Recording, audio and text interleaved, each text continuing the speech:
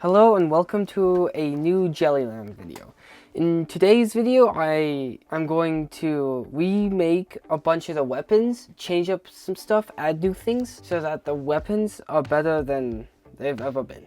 But before I started working on the weapons, I decided to change up the way of obtaining the weapons.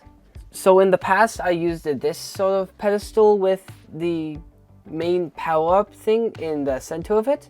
But my game's changed drastically since that, as when I made this was a year ago when I first implemented the power-ups. But this time I have a new one, which has much higher quality than the other one, and much more versatility to do things with the power-ups. One of the unique things about this newer pedestal is that it has an animation when it's just sitting there instead of standing exactly still. So it brings a bit more life into this. And also, instead of a typical animation when collecting, it instead spawns particles in a circle and sends them towards the player, as if the player's, like some of the things in my game, is absorbing the power-up. And of course, when collecting that, you also get the power-up that's associated with it. So when I first had initially made the power-ups, I was of course not as knowledgeable with code back then. So I had made them hard-coded in, which means it would take a while to add a new power-up after to code it all in. But this time, I decided to make it more dynamic so that I can easily add more power-ups later on. And the main thing that helped me with this is the Unity scriptable objects. So I can have an individual scriptable object for each power-up, and there's already the tools I need in order to create a brand new power-up every single time, so that I'm not repeatedly coding brand new stuff into the game. So in order to get a power-up, you have to collect one of these power-up files, which will give you a random power-up out of the ones you've unlocked. And also, when you've already collected a power-up, the power-up orb will no longer show up in the pedestal area. So the first power-up that I created, which of course was one of the previous power-ups, is the block. The block will force the player into position and make them unable to move until they stop their blocking. Depending on the block level and some other stuff, it'll either be one of two variations of block, which is breakable and unbreakable block. Basically, for breakable, if you get hit enough, the block's just stopped. But with unbreakable, you can block till the end of time. So the other power-up that already existed before this was the sword, but of course, because of changes, the sword used to not actually display, but now the sword will always be visible on the player, and you'll always know if you have the sword power-up. So the sword power-up is, of course, like any sword, able to attack enemies. And this sword has several attacks, but also the sword changes your player icon in the bottom. So this sword has 3 attacks: a basic slash, which sends the enemy forward a bit, but it also has a much faster slash for when close and such.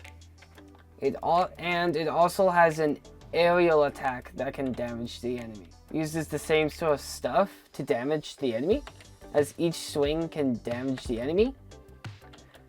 Also, every time you swing your sword and hit the enemy, it slightly flashes white for a brief moment. But also, each individual attack has their own what's considered an attack type, which will decide if it deals extra damage or no damage to specific enemies. For example, when an enemy is fully resistant to a certain type of attack, any time that attack is done, it'll send the player back a bit with a little spark showing you got a hit but no damage was done. In contrast to that, enemies who are weak to a certain attack will take extra damage and also have their own unique particles effect for it, as seen here with the extra particles getting sent out of the enemy anytime it gets attacked by its weak attack. Having these variations allows certain enemies to be fully resistant to damage types. Though in addition to these two main power-ups, there's also another power-up that I made, which is a projectile attack, and you can swing a pin forward in front of you, which can also be done in the air and has a slight bit of knockback every time you use it. It can also be angled upwards on either side of you or angled downwards, and with an angle downwards it can also hit the ground and just stay there, and it interacts with the world. With the enemies, when a pin hits them, it gets stuck to the enemy. But in addition to the sword, these pins are also acceptable to the resistant and weak damage types, but the player will not take any knockback when hitting an enemy who's resistant, as not actually attacking it directly, you're just using a projectile. And in addition to all the power-ups, there's also a brand new setting in settings, which is the attack mode. When changing from directional to crosshair, nothing happens. But once you get your weapon, there's a crosshair where your mouse is at all times. And depending where this crosshair is, you'll do an attack. And certain attacks also require you to have your crosshair close in order to actually do the attack. And it doesn't matter which direction you're attacking, you'll always attack in the direction of your crosshair, which could be useful, not having to always look at your opponent. But this crosshair also works with the pins attack, and it'll actually make the pins go where your crosshair is instead of at very restrictive angles. So you can have a pin thrown really close or really far, which makes it more useful for hitting enemies, as you can hit them more often by pointing your crosshair directly at them. So that's pretty much it for today's video, adding in the weapons with more dynamic ways of doing stuff and new features.